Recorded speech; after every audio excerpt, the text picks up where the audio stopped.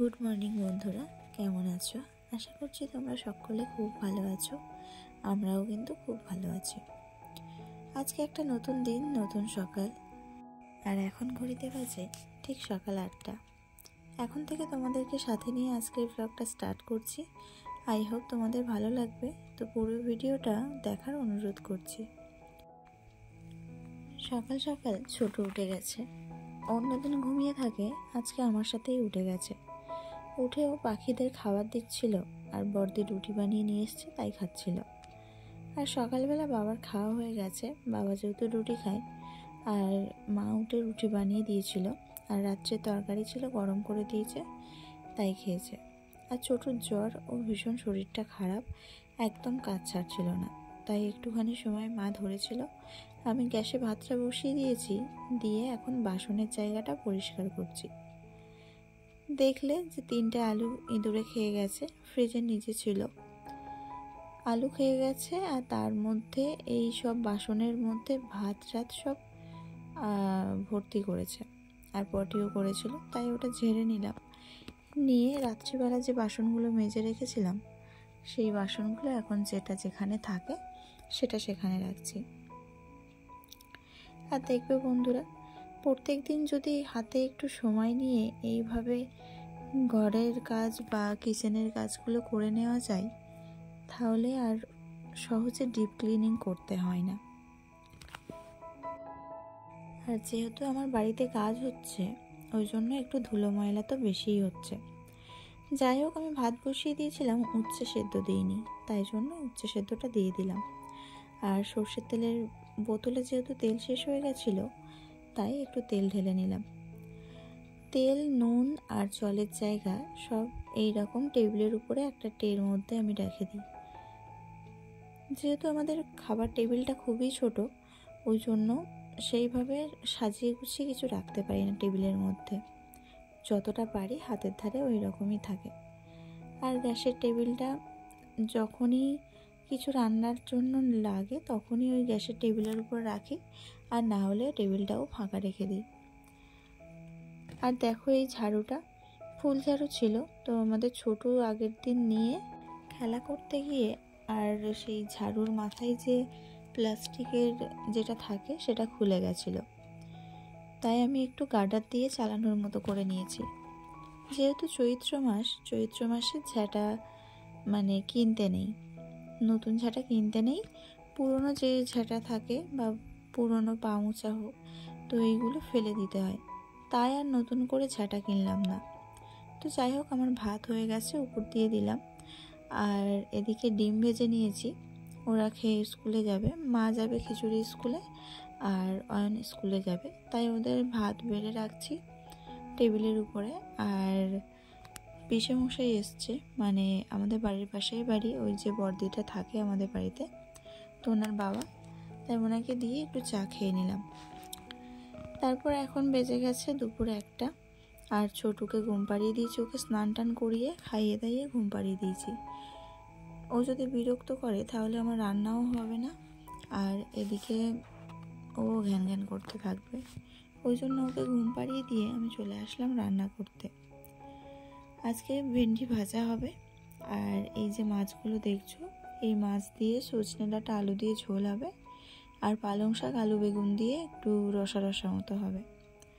আমি 1:15-তে উনান ধরিয়েছি, 1:15-তে আমি সবজি তরকারি করতে বসেছি, আর ভাত তো ছিলই, তো আমার 2টোর মধ্যে রান্না হয়ে গেছিলো।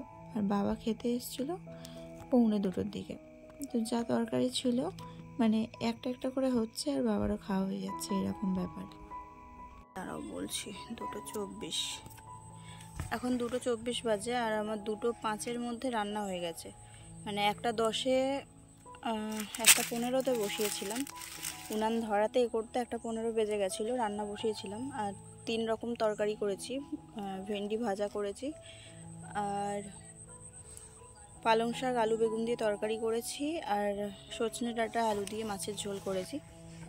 তো এখন এসছে এই যে গিমে শাক তুলতে। এই দেখো, কিছু নিয়ে আসিনি, হঠাৎ করে ঘুরতে ঘুরতে খালের দিকে আসলাম, তাই গিমে শাক তুলতে বসে গেছি। এই দেখো, কচু গাছের ভিতরে, ওই যে আমাদের বাড়িটা, আর খালের ঠিক পাশে তারাও ব্যাক ক্যামেরায় দেখাচ্ছে। এখানে কুমড়ো গাছের ডাল আর এই যে কুমড়ো শাক হয়েছে, ছোট্ট ছোট্ট ঘাস তো ওই জন্য ডগ কেটে কেটে নিচ্ছি। আর এই যে হচ্ছে খাল, আর এই দেখো কচু গাছের ভিতরে আমি বসে আছি, দেখেছো কচু গাছের ভিতরে বসে আছি। তো চলো তাড়াতাড়ি করে শাকগুলো তুলে নিয়ে চলে যাই।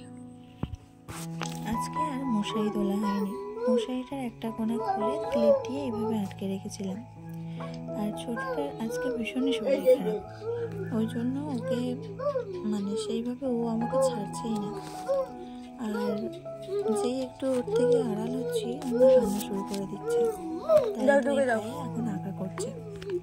দুজনকে দুটো স্লেট দিয়ে দিয়েছি আর দুটো পেন্সিল। দেখো ওর দাদা মশারির ভিতরে ঢুকে আঁকা করছে, আর ছোট পেছন দিকে গিয়ে বসে বদমাইশি করছে, আঁকা করছে, এইসব করছে।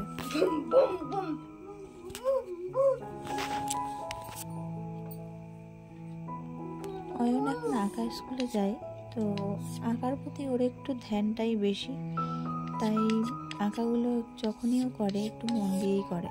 তো গাড়িটাও বেশ ভালোই এঁকেছে। আর দেখবে বন্ধুরা, বাচ্চারা যে দিকটাই বেশি ঝোঁক থাকে বাচ্চাদের, সেই দিকটা যদি ওদের শেখানো যায় ওরা ভীষণ আগ্রহী হয়। তো অয়নের আঁকার দিকটা একটু বেশি ঝোঁক বলতে পারো, তাই আঁকাতেই ভর্তি করেছি। আর আমি বসে বসে এই ফ্রিজের স্ট্যান্ডের একটা কভার বানালাম, আর ভিতরের কভারগুলো বানিয়ে আজকে লাগিয়ে দিলাম। আমাদের মধ্যবিত্ত ফ্যামিলিতে কি হয় বলতো, যেটা মানুষের আশা স্বপ্ন এগুলো কোনোদিন ফোরায় না।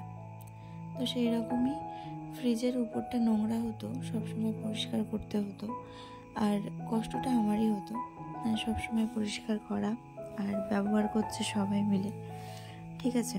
তো ওই জন্য ভাবলাম এইসব জিনিসগুলো তো সেই ফেলেই দিতে হবে, তাই একটা বস্তা দিয়ে আর একটা নাইটি ছেঁড়া দিয়ে এই কভারটা বানিয়েছি।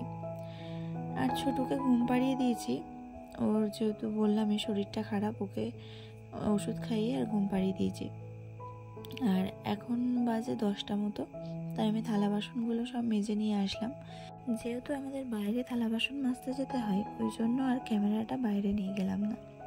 দেখো সন্ধ্যের থেকে এতটা বাসন জমে গেছে, আর যদি ঘরের মধ্যে কল টল থাকতো তাহলে এতটা বাসন আর জমতে দিতাম না। যখনই বাসন পড়তো তখনই মেজে নিলে অনেকটা কম হতো, কিন্তু যেহেতু একটু দূরে ওই জন্য একসাথে করে ডেচকিতে করে নিয়ে যাই, আবার ডেচকিতে করে নিয়ে এসে জল ঝরতে রেখে দিই। তো আগের দিন ইঁদুরে পুরো ভাত নষ্ট করে দিয়েছিল, ওই জন্য দুধটা মগে ঢেলে আর ফ্রিজের মধ্যে রেখে দিলাম। আর আজকে রাত্রিবেলা সমস্ত কাজ আমি করে রাখবো, কেননা অসুস্থ ছেলেকে নিয়ে এইভাবেই কাজ করতে হবে। ও যে যতদিন না সুস্থ হচ্ছে ততদিন আমার যতটা পারবো কাজ এগিয়ে রাখার চেষ্টা করছি। তো এদিকে রাতও হয়েছে, সব বাড়ি অন্ধকার হয়ে গেছে, শুধু আমাদের বাড়িতেই আলোটা জ্বলছে। আর এখন একটু গাটা ছমছমও করছে, কেন বলো তো, যেহেতু চারিদিকে বাগান আর ফাঁকা, ওই জন্য গ্রিলটা দিয়ে দিলাম, দিয়ে কালকের সকালের তরকারিটা কেটে রাখবো। যেহেতু কালকে শনিবার, আর শনিবার তো আমাদের নিরামিষ খেতে হয়, ওই জন্য বাঁধাকপি চচ্চড়ি করব আর ডাল করব। আর কুমড়ো শাকের ডাঁটাগুলো তুলেছিলাম, তো ওইগুলো কেটে রেখে দেব, আর আলুও কেটে একটু ধুয়ে আর ফ্রিজের মধ্যে ঢুকিয়ে দেবো। আর যদি এইভাবে আলু কেটে রাখি না তাহলে কালো হয়ে যাবে। দেখো আমার সবজি কাটা হয়ে গেছে, সবজিগুলো এইভাবে নিচে রাখলাম, আর আমার সব জিনিসপত্র গোছানো হয়ে গেছে। দেখো রাত্রিবেলা যদি এইভাবে গুছিয়ে নিয়ে রাখা হয় তাহলে সকালবেলা উঠে অনেকটা টেনশন ফ্রি থাকা যায়। আর এইভাবে গুছিয়ে গাছিয়ে রাখলেও পজিটিভ এনার্জিটাও আসে। যাই হোক, চলো আজকের ভিডিওটা তোমাদের কেমন লাগলো অবশ্যই কমেন্টে জানাবে, আর যদি ভালো লাগে অবশ্যই লাইক করে কমেন্ট করে দেবে। আর এখনও যারা আমার চ্যানেলটা সাবস্ক্রাইব করোনি তারা সাবস্ক্রাইব করে আমার পাশে দেবো। আর এখন ঘড়িতে বেজে গেছে প্রায় 12টা বাজতে 10 মিনিট বাকি। আজকের মতো আমি এখানেই শেষ করছি। সবাই খুব ভালো থেকো, টাটা।